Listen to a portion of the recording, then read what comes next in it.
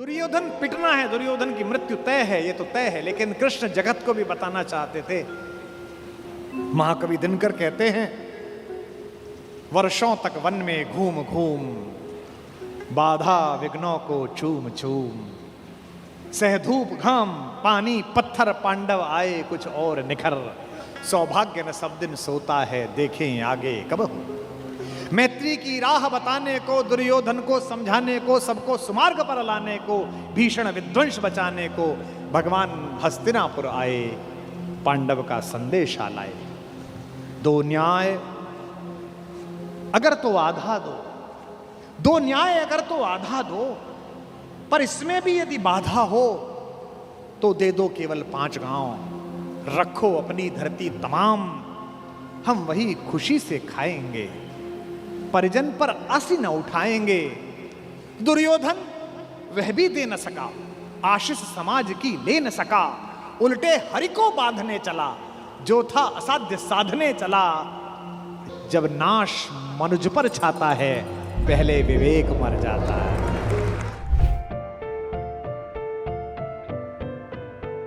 एक बार कृष्णा अर्थात द्रौपदी अर्थात यज्ञसेनी, जो यज्ञ की अग्नि से निकली थी, जिसके शरीर में सुगंध आती थी, भारतीय स्त्रियों के इतिहास की सबसे दीपित चरित्र है द्रौपदी।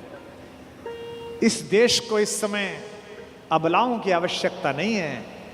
अपने केशों पर अगर कोई निर्लज्ज हाथ डाल दे तो उसकी छाती फाड़ देने का साहस पैदा करने वाली द्रौपदियों की आवश्यकता।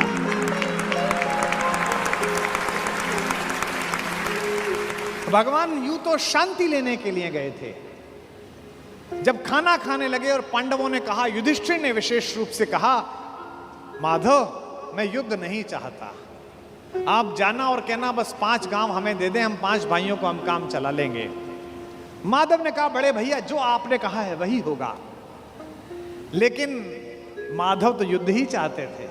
माधव चाहते थे कि एक बार निरंकुश शासकों के छोटे छोटे राज्य विगलित हों और एक अखंड विश्व में अखंड भारत का निर्माण हो, भारत की एक अखंड श्रृंखला का निर्माण हो। शांति ऐसे नहीं आती। शांति नहीं तब तक जब तक सुखभाग न नर का सम हो, नहीं किसी को बहुत अधिक हो, नहीं किसी को कम हो। ये कहा अर्जुन ने, लेकिन युधिष्ठिर ने नहीं मानी, बड़े भैया ने नहीं मानी। ये जो बड़े भैया लोग होते हैं बड़े शांतिपूर्ण होते हैं। शांति शांति शांति।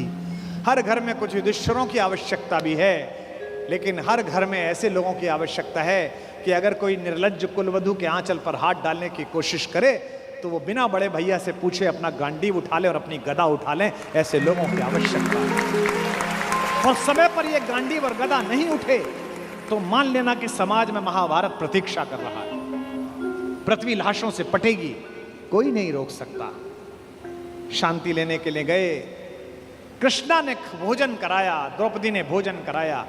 भोजन कराने के बाद निर्वासन की कुटिया से कृष्णा बाहर आई और हाथ धुलाने लगी माधव के। तो उसने कान्हा से पूछा कि कान्हा, याद है तुम गर्मी की छुट्टी में हमारे घर आए थे? कृष्ण ने कहा, याद है कृष्णा, तुम मुझसे चौसर में हार गए थे। कृष्ण ने कहा, याद है कृष्णा, मैंने तुमसे कहा था कि मैं इस हार का कुछ लूंगी, जिसे कहते हैं ना O2 अंग्रेजी में, I owe to। तो द्रौपदी ने कहा, कृष्णा ने कहा, You owe to me, तुम्हारा मुझ पर उधार है। एक वादा उधार है, एक कसम उधार है, एक शपथ उधार है। और वादा कैसे तोड़ देते, वचन को कैसे भंग कर देते कृष्ण? क्योंकि मैंने पहले भी बताया था, कृष्ण कुछ अलग नहीं है। कृष्ण भी तो उसी खानदान का कंटिन्यूएशन है जो ये कहता है कि रघुकुल रीति सदा चली आई, प्राण जाई पर वचन न जाई। भी तो वही है, बस सूर्य से चंद्र में आए हैं, इतना ही तो हुआ है। मुस्कुराते हुए कृष्ण ने कहा, मांग क्यों मांगती है, आज क्यों मांगती है? बोले यही समय है। हस्तिनापुर क्यों जा रहे हो? कृष्ण ने कहा, अरे अंदर बात नहीं सुनी, बड़े भैया कह रहे थे शांति लेने जा रहा हूं, जाओ शांति लेके आओ। द्रौपदी ने कहा, तुम्हें उस हारी हुई बाजी की शपथ देती हूं, युद्ध लेकर लौटना। यह तो कृष्ण को पता ही था कि युद्ध मिलेगा, लेकिन शठ को, मूढ़ को, दुष्ट को अंतिम समय तक समझाना आवश्यक है, ताकि विश्व भर को, समाज को संदेश जा सके कि ये तो पिटने का ही अधिकारी था। किसी मूर्ख को, किसी जड़ को, किसी पापी को, लगातार बदतमीजी करने वाले किसी व्यक्ति को आपको पता हो और आप सड़क पर पीट दो तो 4 लोग उसके समर्थन में खड़े हो जाएंगे, क्यों इस भले आदमी को मार रहे हो। लेकिन वो लगातार बदतमीजी गली में करे, मोहल्ले में लगातार गुंडई करे, उससे पूरा मोहल्ला परेशान हो, और एक दिन कोई लड़का जिसकी जवानी ठीक से फूटी हो वो पकड़ के उसे थपड़िया दे और छाती पे घुटना रख के बैठ जाए, तो लोग कहेंगे सही पिटाई हुई इसकी, ऐसी योग्य था। दुर्योधन पिटना है, दुर्योधन की मृत्यु तय है, ये तो तय है। लेकिन कृष्ण जगत को भी बताना चाहते थे। महाकवि दिनकर कहते हैं, वर्षों तक वन में घूम घूम बाधा विघ्नों को चूम चूम, सह धूप घाम पानी पत्थर पांडव आए कुछ और निखर, सौभाग्य न सब दिन सोता है देखें आगे कब हो। मैत्री की राह बताने को, दुर्योधन को समझाने को, सबको सुमार्ग पर लाने को, भीषण विध्वंस बचाने को भगवान हस्तिनापुर आए, पांडव का संदेशा लाए। 2 न्याय अगर तो आधा दो, 2 न्याय अगर तो आधा दो, पर इसमें भी यदि बाधा हो तो दे दो केवल 5 गांव, रखो अपनी धरती तमाम, हम वही खुशी से खाएंगे, परिजन पर आसी न उठाएंगे। दुर्योधन वह भी दे न सका, आशीष समाज की ले न सका, उल्टे हरि को बांधने चला, जो था असाध्य साधने चला। जब नाश मनुज पर छाता है, पहले विवेक मर जाता है।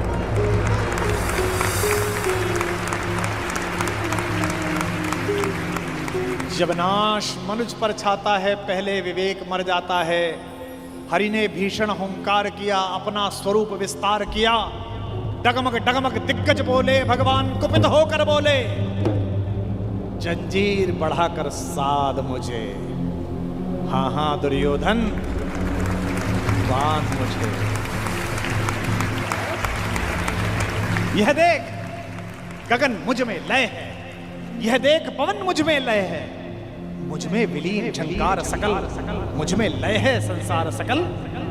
अमृत फूलता है मुझ में, संघार झूलता है मुझ में, उदयाचल मेरा दीप्त भाल, भूमंडल वक्षस्थल विशाल, भुज पर बंद को घेरे हैं, मैनाक मेरु पग मेरे हैं, दीप्ते जो ग्रह नक्षत्र निखर, सब हैं मेरे मुख के अंदर।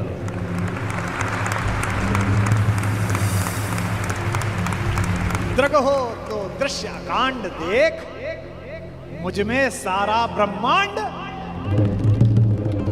मुझ में सारा ब्रह्मांड देख, चर अचर जीव जर अक्षर अक्षर, नश्वर मनुष्य सुरजात अमर, शतकोटि सूर्य शतकोटि चंद्र, शतकोटि सरत सरक्षिद्र मंद्र, शतकोटि विष्णु ब्रह्मा महेश, शतकोटि विष्णु जलपति धनेश, शतकोटि रुद्र, शतकोटि काल, शतकोट दंडधर लोकपाल, जंजीर बढ़ाकर साध मुझे, हाँ हाँ दुर्योधन बांध मुझे।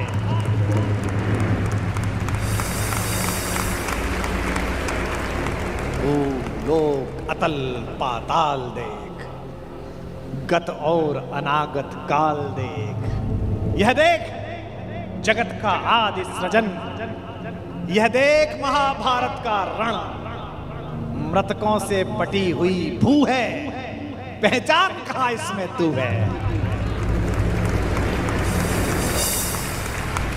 अंबर में कुंतल चाल देख, पद के नीचे पाताल देख, मुट्ठी में तीनों काल देख, मेरा स्वरूप विकराल देख। सब जन्म मुझी से पाते हैं, सब लौट मुझी में आते हैं। जिह्वा से कड़ती ज्वाल देख, सांसों से पाता जन्म पवन, पड़ जाती मेरी दृष्टि जिधर, हंसने लगती है सृष्टि उधर। मैं जभी मूंदता हूं लोचन, छा जाता चारों ओर मरण। सवाल देखना, बांधने मुझे तो आया है, जंजीर बड़ी क्या लाया है। यदि मुझे बांधना चाहे मन, पहले तो बांध अनंत गगन। और ये दो पंक्ति भगवान का भरत वाक्य, सूने को साध न सकता है, वह मुझे बांध कब सकता है। यह जो उद्घोष है, कहां बंधा कन्हैया, ये कौन कह रहा है इतना बड़ा दृश्य दिखाकर, जिसमें पिता में भीष्म जैसा ज्ञानी भी मूर्छित हो गया। केवल एक बचा देखने वाला, केवल एक ने देखा। किसने? विदुर ने। धृतराष्ट्र तो मन की आंखों से महसूस कर रहे होंगे, पर विदुर ने वो साक्षात दृश्य देखा जिसके घर का साग खाकर गए थे। ये जो कन्हैया है, जो दुर्योधन को देखने का अवसर भी नहीं देता, जो कहता है कि अगर विश्व को साध सकता है, शून्य को साध सकता है, तो मुझे बांधना। यही कन्हैया यशोदा के आंगन में यमलार्जुन के बीच में रस्सी से बंधा हुआ एक पहर तक रोता रहता है, मैया अब खाली कर दे, अब छोड़ दे, अब नहीं चुराऊंगा, बड़ा हो तो ऐसा और छोटा हो तो ऐसा। इसी का नाम कन्हैया है। अर्जुन के जीतने में एक ही रोड़ा है, एक ही व्यक्ति है जिससे माधव को भी लगता है कि ये शक्तिशाली रहा तो मेरा दोस्त, मेरा भाई युद्ध हार सकता है। भगवान ने उसे कितने प्रेम से टैकल किया है। राजनेताओं को सीखना चाहिए, कृष्ण से कूटनीति सीखनी चाहिए। जब संधि फेल हो गई और युद्ध लेकर माधव लौटे, तो विदुर के घर पर सुबह ही सुबह कुछ मेहमान आए, कृष्ण से मिलने आए। हम भी कहीं ठहरते हैं तो नगर के लोग मिलने आ जाते हैं, महत्वपूर्ण लोग मिलने आते हैं कि कुमार विश्वास है, तो हम सब कवियों से मिलने लोग आते हैं। तो विदुर के द्वारपाल ने कहा कि अंगराज कर्ण आए हैं। विदुर ने पूछा कि क्या मुझसे मिलना चाहते हैं? उनसे कहिए राज्यसभा में मिले, अब मैं अपने अतिथि के साथ व्यस्त हूं। और अतिथि भी कौन? माखन चोर। द्वारपाल ने कहा जी नहीं, वो आपसे मिलना नहीं चाहते, वो आपके अतिथि से मिलना चाहते हैं। कृष्ण ने कहा उन्हें आदरपूर्वक अंदर लेकर आओ। कर्ण आए, कर्ण ने प्रणाम किया। युद्ध में दुर्योधन की पराजय हुई हो, चाहे कुछ भी हुई हो, महाभारत के जिन चरित्रों में से एक चरित्र पर मैं अंदर तक फिदा हूं, उनमें से एक कर्ण भी है। क्या योद्धा है, क्या अद्भुत। हाँ। कृष्ण मुस्कुराए। कर्ण के चेहरे पर दुख और पश्चाताप का भाव था। कर्ण ने हाथ जोड़कर कहा, माधव, मैं कल राज्यसभा में आपके साथ हुई बदतमीजी के लिए अपने मित्र दुर्योधन की ओर से आपसे क्षमा मांगने आया हूं। भगवान ने कहा, ईश्वर तुम जैसा मित्र सबको दे, जो इतने बड़े अपराध के बाद भी क्षमा मांगने के लिए आ जाता है। ऐसा मित्र सबको मिले। कर्ण ने कहा कि अगर आप मुझे थोड़ा सा भी माधव प्रेम करते हैं तो मेरे मित्र को क्षमा कर दीजिए। उसने गलती की, उसे दूत के साथ ये व्यवहार नहीं करना चाहिए था, और आप जैसे दूत के साथ तो सोचना भी नहीं चाहिए था। भगवान ने कहा मैं उसे माफ कर दूंगा, लेकिन एक शर्त है कर्ण। अंगराज ने कहा कि इसी क्षण मैं आपको अंग प्रदेश का राज्य दे देता हूं, मेरा शरीर ले लीजिए, पर मेरे मित्र को माफ कर दीजिए।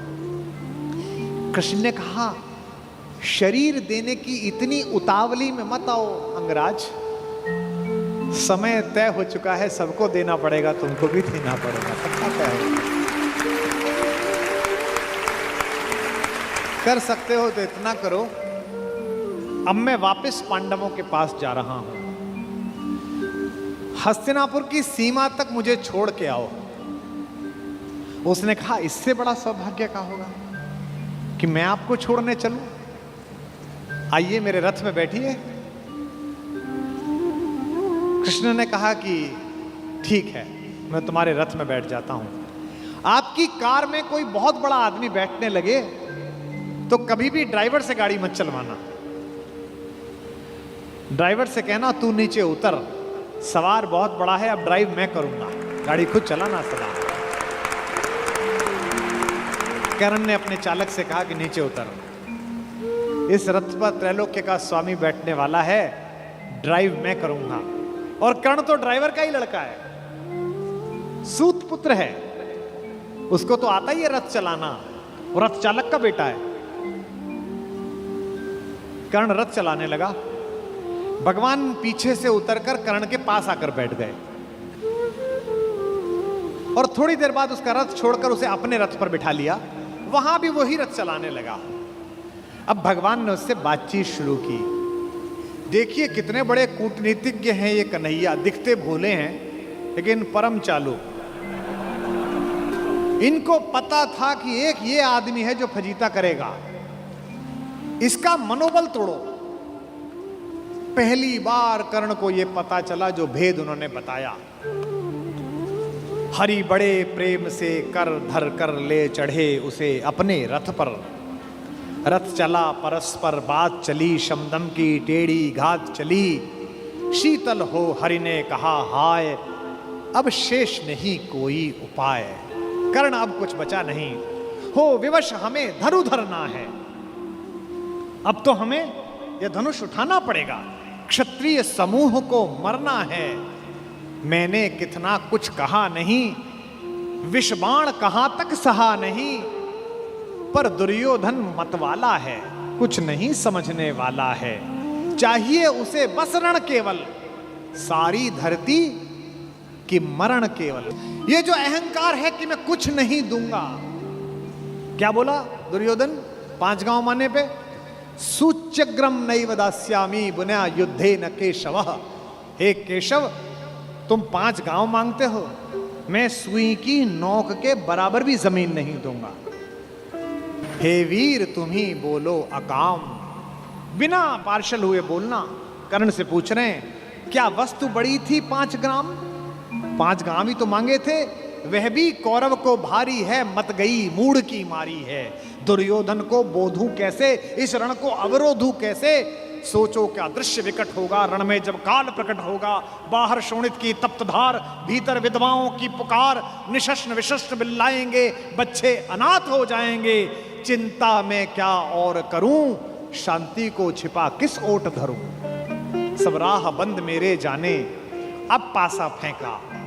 पहले तो माहौल बनाया कि तुम सब मरोगे बेटा, तू भी मरेगा और तेरा यार भी। एक तरीका है बचने का, सब राह बंद मेरे जाने।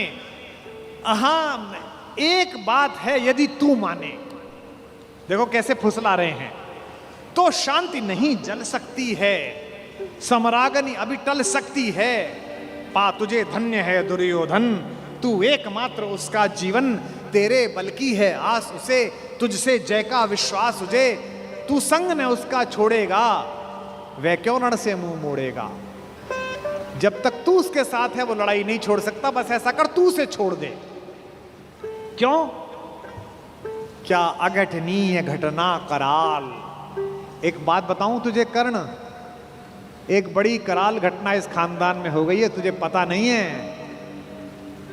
तू प्रता कुक्षिका, प्रथा मतलब कुंती, तू कुंती कोख का प्रथम लाल।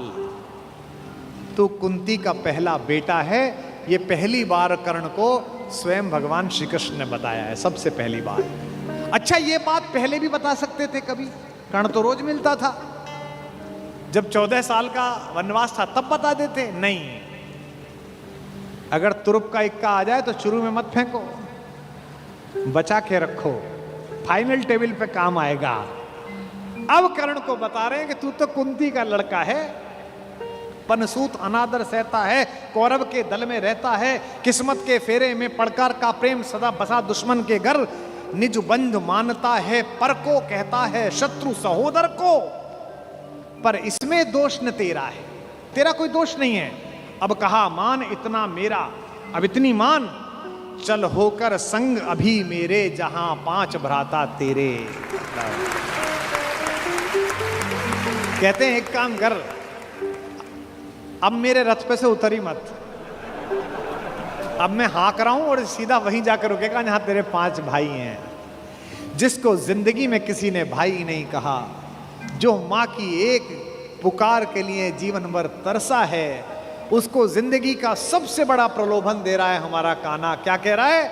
बिछुड़े भाई मिल जाएंगे, सब मिलकर मोद मनाएंगे। कुंती का त्यों ही परम तनय ज्येष्ठ, बल बुद्धिशील में परम श्रेष्ठ। और क्या करेगा? पद त्राण भीम पहनाएगा, भीम तेरे को चप्पल पहनाएगा। कैसे कैसे लालच है, कैबिनेट मिलेगी,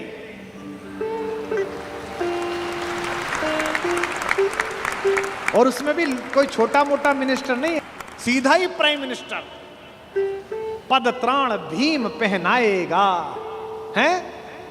धर्मादिप युधिष्ठिर चमर डुलाएगा। तेरे दरबार के बाहर कौन खड़े होंगे? पहरे पर पार्थ प्रवर होंगे। जो तेरा दुश्मन है, तेरा छोटा भाई अर्जुन, ये तो तेरा एनएसजी कमांडो बनेगा।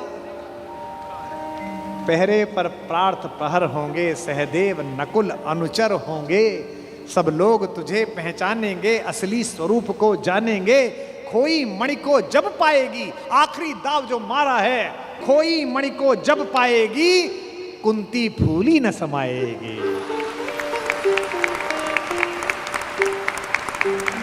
क्या लालच है, क्या लालच है। आहा हा हा। कुरुराज स्वयं झुक जाएगा, संसार बड़े सुख में होगा, कोई न कहीं दुख में होगा। सब गीत खुशी के गाएंगे, तेरा सौभाग्य मनाएंगे। और आखिरी में ऐसी बात कहता है, और कौन दुनिया को जो देता है वो भीख मांग रहा है। मेरे कन्हैया को पृथ्वी की आग टालने के लिए भीख मांगनी पड़ी। कुरुराज समर्पण करता हूं, पूरा राज्य कुरुराज समर्पण करता हूं, साम्राज्य समर्पण करता हूं। यश मुकुट मान सिंहासन ले, बस एक भीख मुझको दे दे।